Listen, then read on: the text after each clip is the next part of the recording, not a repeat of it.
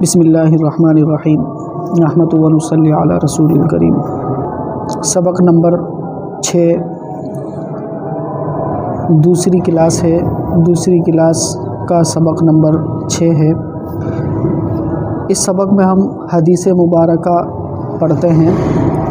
ماقبل میں ہم نے 10 احادیث مبارکہ کا سبق پڑھا اور آج بھی انشاءاللہ 10 حدیث مبارکہ کا سبق پڑھیں گے۔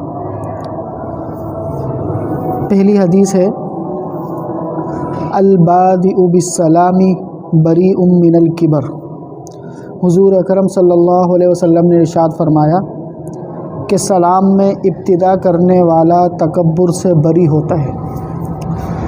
اس حدیث مبارکہ میں حضور اکرم صلی اللہ علیہ وسلم سلام کرنے کی فضیلت کو بتا رہے ہیں کہ جو کوئی شخص سلام میں پہل کرتا ہے، اس پہل کے کرنے کی وجہ سے سب سے پہلا نقد فائدہ یہ ہوتا ہے کہ اللہ پاک اس سلام کی برکت سے اس کو تکبر سے نجات دے دیتے ہیں۔ ایک اور جگہ آپ علیہ الصلوۃ والسلام نے ارشاد فرمایا کہ جس وقت کوئی شخص کسی کو سلام کرتا ہے تو اسی وقت اللہ پاک فرشتوں کو حکم دیتے ہیں کہ اس سلام میں پہل کرنے والے کو 90 نیکیاں دے دو اور اس کا جواب دینے والے کو 10 نیکیاں دے دو۔ تو جو کوئی چاہتا ہے 90 نیکیاں لینا، اس کو چاہیے کہ زیادہ سے زیادہ خود سے سلام میں پہل کرے اور جواب دینے والا 10 نیکیاں لے لے۔ تو سلام کرنے کی اور بھی بہت ساری فضیلت آئی ہیں، اور بھی بہت ساری احادیث مبارکہ میں حضور اکرم صلی اللہ علیہ وسلم نے سلام کی فضیلت کو بیان کیا ہے۔ ہمیں بھی چاہیے کہ ہم بھی اپنے چھوٹے بڑوں سب کو سلام کرنے کی عادت بنائیں۔ اگلی حدیث مبارکہ آپ علیہ الصلوۃ والسلام نے ارشاد فرمایا الدنیا سجن المؤمن و جنت الکافر۔ آپ فرما رہے ہیں کہ یہ دنیا مومن کے لیے قید خانہ ہے اور جنت کافر کے لیے ہے۔ مطلب یہ ہے کہ دنیا کے اندر انسان مومن مسلمان وہ اللہ پاک کے احکامات کے تابع ہوتا ہے۔ اس کا دل کرتا ہے کہ اپنی خواہشات کو پورا کرے، لیکن اللہ کے حکم کے مطابق وہ اپنے آپ کو بچاتا ہے۔ وہ اپنی آنکھوں کو بد نظری سے بچاتا ہے، کانوں کو بری باتوں سے بچاتا ہے، بری باتوں کے سننے سے بچاتا ہے، زبان کو کنٹرول کرتا ہے، اپنے جسم کو کنٹرول کرتا ہے، اپنے معاملات میں ہر اس برائی سے بچتا ہے کہ جس کا کرنے کو اس کو اختیار ہوتا ہے۔ تو اسی وجہ سے آپ علیہ الصلوۃ والسلام فرما رہے ہیں دنیا مومن کے لیے قید خانے کی طرح ہے۔ وہ یہاں پر قید ہے، کھل کے کچھ کر نہیں سکتا۔ البتہ کافر کے لیے جنت ہے۔ اب وہ چاہے حلال کھائے، حرام کھائے، سود کھائے، چوری کرے، کچھ بھی غلط کام کرے کہ جس سے اللہ نے منع کیا ہے وہ کرتا ہے، وہ اس کو جنت میں شمار کرتے ہیں۔ تو ہمیں بھی چاہیے کہ ہم اس حدیث مبارکہ کے مطابق اپنے آپ کو احکامات پر بند کر لیں۔ نماز کا وقت ہو نماز پڑھیں، اپنی خواہشات کو دور کر دیں۔ نماز کا وقت ہو سارے کام کاجوں کو چھوڑ کر اپنے فوراً آ کر نماز پڑھیں، اپنی خواہشات کو دبائیں، اپنے معاملات کو صحیح کریں، اپنی آنکھوں کو گناہوں سے بچائیں، کانوں کو بچائیں، زبان کو بچائیں، اپنے آپ کو بچائیں۔ یہی مقصد ہے کہ دنیا کے اندر اپنے آپ کو بچائے رکھیں گے، اپنے آپ کو قیدی سمجھیں گے، مقید سمجھیں گے، تو آنے والی زندگی میں ہمیشہ کے لیے کامیابی ملے گی۔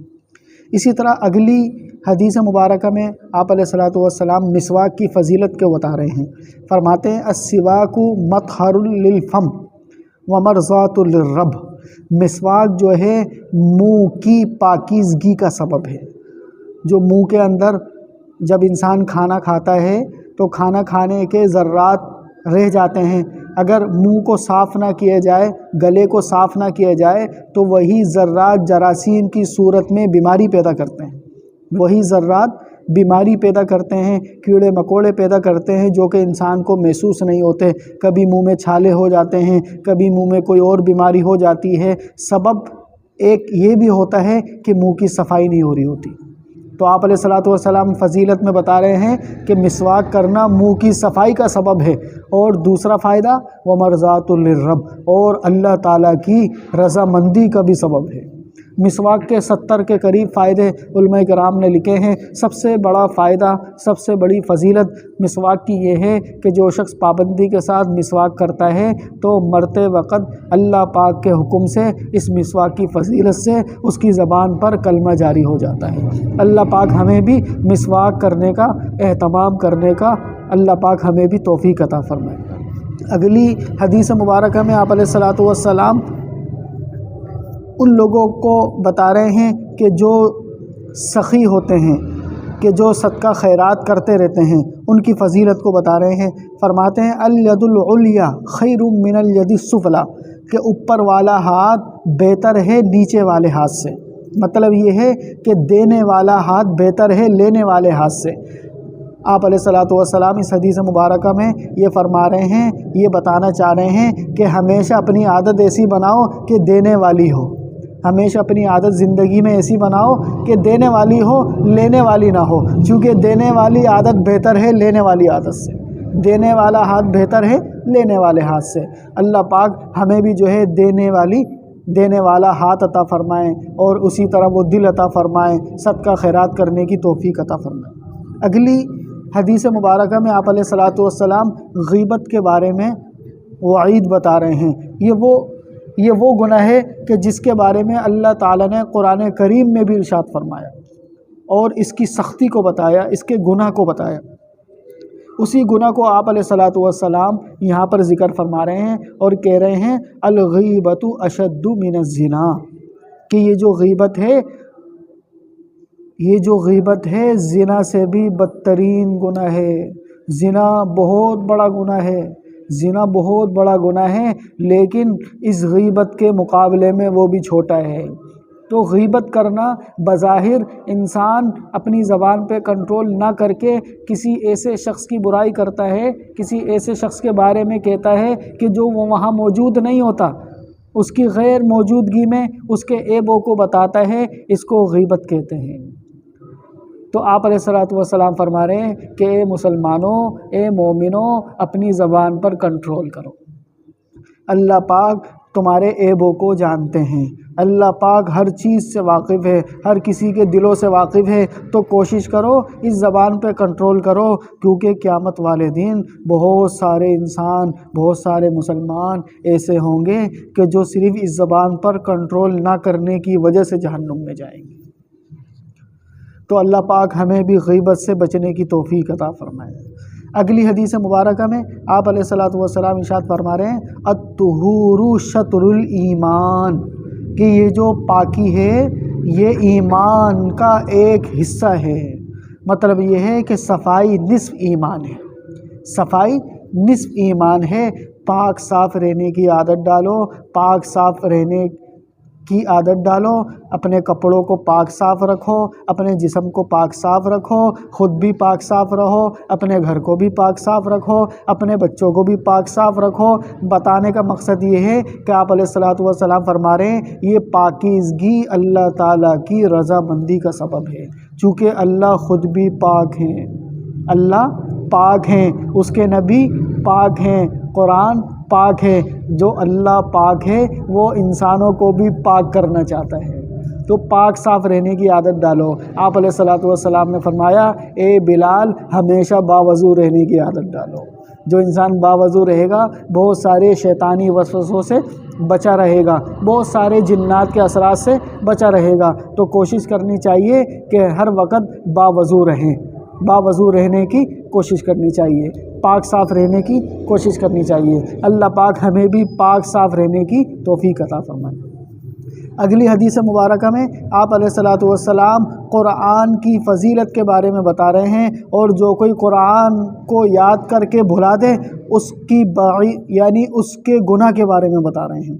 فرما رہے ہیں القرآن حجت لک او علیک، یہ قرآن یا تو تمہارے لیے حجت ہے یا تمہارے اوپر حجت ہے۔ مطلب یہ ہے کہ جو شخص دنیا کے اندر قرآن کو یاد کرتا ہوگا، حافظ قرآن ہوگا، اس قرآن کے مطابق اپنی زندگی گزارتا ہوگا، تو یہی قرآن کل قیامت والے دن اس کے لیے سفارش کرے گا، اللہ پاک کے دربار میں سفارش کرے گا، یا اللہ اس نے مجھے یاد کیا، یا اللہ اس نے مجھ پر عمل کیا، یا اللہ اس کو لازمی جنت میں داخل کریں، لازمی اس کو جنت میں بھیجیں، اللہ پاک اس کی سفارش کو قبول فرمائیں گے۔ اسی طرح فرماتے ہیں کہ ایک سورت قرآن کریم میں ایسی ہے کہ جو کہ 30 آیتوں پر مشتمل ہے، اپنے پڑھنے والے کے لیے قیامت والے دن جھگڑا کرے گی، یہاں تک کہ اس کو جنت میں داخل کرا دے گی۔ یاد رکھو وہ سورت سورہ ملک ہے جو عذاب قبر سے بھی بچاتی ہے۔ تو آپ علیہ الصلوۃ والسلام فرما رہے ہیں یہ قرآن تمہارے لیے وہاں سفارش کرے گا، تمہارے لیے حجت بنے گا، دلیل کرے گا، دلیل پیش کرے گا۔ کس کے لیے؟ جو دنیا میں اس کو یاد کرتا ہوگا، دنیا میں اس کے مطابق زندگی گزارتا ہوگا۔ القرآن حجت لک، قرآن اس کے لیے حجت بن جائے گا، اور جو ایسا نہیں کرتا ہوگا او علیک، یہ اس کے اوپر حجت بن جائے گا۔ مطلب یہ ہے اس نے قرآن کے علاوہ نیکیاں کی ہوں گی، صدقہ خیرات کیا ہوگا، بہت ساری نیکیاں کی ہوں گی، لیکن قرآن کو بھول گیا ہوگا۔ ایسا حافظ قرآن ہوگا جس نے یاد کر کے بھلا دیا ہوگا، تو یہی قرآن اس کے خلاف جھگڑا کرے گا، اس کے خلاف حجت کرے گا اور کہے گا یا اللہ اس نے میری ناقدری کی، اس نے مجھے یاد کر کے بھلا دیا، یا اللہ اس کو جہنم میں داخل کرے۔ تو اے انسانوں، اے مسلمانوں، اس قرآن کو سمجھو، اس قرآن کے مطابق اپنی زندگی گزارو۔ اللہ پاک ہمیں بھی قرآن کو صحیح طرح سمجھنے کی، پڑھنے کی، پڑھانے کی توفیق عطا فرمائے۔ اگلی حدیث مبارکہ میں اللہ پاک ایک گھنٹی کا ذکر کر رہے ہیں۔ گھنٹی سے مراد یہ ہے یہ جو گانے بجانے والے آلات ہیں، یہ جو گانا بجانا ہے، اس کو بتا رہے ہیں کہ یہ جو گانے ہیں، یہ جو گانے بجانے کی چیزیں ہیں، یہ شیطان کے آلات ہیں، شیطان کی چیزیں ہیں۔ فرما رہے ہیں الجرس مزامیر الشیطان، الجرس مزامیر الشیطان، یہ جو گھنٹی ہے گویا کہ شیطان کی بانسری ہے۔ اس گھنٹی کے ذریعے سے شیطان بانسری کی طرح خوبصورت آوازیں کر کے نکالتا ہے۔ تو اس میں یہ بتانا چاہ رہے ہیں یہ جو شیطان کی چیزیں ہیں، گانا بجانا، گانا سننا، گانا گانا، یہ سارے شیطان کے کام ہیں۔ ان چیزوں سے اپنے آپ کو بچاؤ۔ اللہ پاک ہمیں بھی ان تمام گناہوں سے بچنے کی توفیق عطا فرمائے۔ آگے والی حدیث میں آپ علیہ الصلوۃ والسلام عورتوں کے بارے میں فرما رہے ہیں کہ یہ جو بعض عورتیں ایسی ہوتی ہیں کہ جو شیطان کا جال ہوتی ہیں، جو دنیا میں بہت ساری بے پردہ عورتیں، دنیا دار عورتیں، دنیا میں ایسے بے پردہ گھومنے والی عورتیں، اپنی طرف زنا کی طرف دعوت دینے والی عورتیں، ان کے بارے میں بتا رہے ہیں النساء حبائل الشیطان، یہ جو ایسی عورتیں ہیں یہ شیطان کا جال ہے، یہ اپنے جال میں پھنساتی ہیں، گویا کہ شیطان ان کے ذریعے سے انسانوں کو پھنساتا ہے۔ ہر نبی کے دور میں شیطان نے یہ چال چلی، شیطان اس چال کے ذریعے سے کامیاب ہوا، عورتوں کے ذریعے سے مردوں کو گمراہ کیا۔ تو اے لوگوں ان عورتوں سے دور رہا کرو، تو اے مردوں ان عورتوں سے دور رہا کرو، اے مردوں عورتوں سے اختلاط نہ کیا کرو، اے مردوں عورتوں سے دور رہا کرو، کیونکہ یہ عورت ہی شیطان کا بہت بڑا جال ہوتی ہے۔ تو یہاں پر آپ علیہ الصلوۃ والسلام نامحرم عورتوں سے دور رہنے کا حکم دے رہے ہیں کہ بلا وجہ کسی نامحرم سے بات کرنا، بلا وجہ کسی نامحرم سے ملاقات کرنا، بلا وجہ کسی نامحرم سے گپ شپ کرنا، یہ سب منع ہے۔ تمہیں نہیں پتہ کہ شیطان تمہیں اس کے ذریعے سے گمراہ کر سکتا ہے۔ اللہ پاک ہمیں بھی نامحرم عورتوں سے دور رہنے کی توفیق عطا فرمائے۔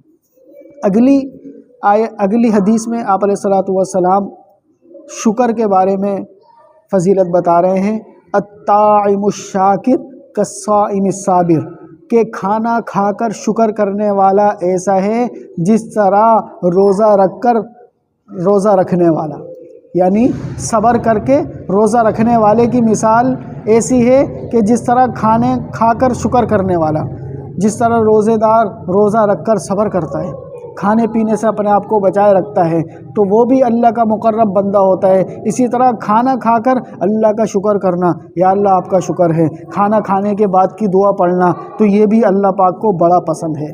ہمیں بھی چاہیے کہ ہم بھی کھانا کھا کر اللہ کا شکر ادا کریں۔ آج کی 10 حدیث مبارکہ اللہ پاک کے فضل و کرم سے مکمل ہوئی۔ اللہ تعالیٰ سے دعا ہے ان تمام احادیث مبارکہ کو یاد کرنے کی، ان پر عمل کرنے کی توفیق عطا فرمائیں۔ اگلی کلاس میں انشاءاللہ اگلی 10 حدیثوں کا بیان ہوگا۔ وآخر دعوانا الحمدللہ۔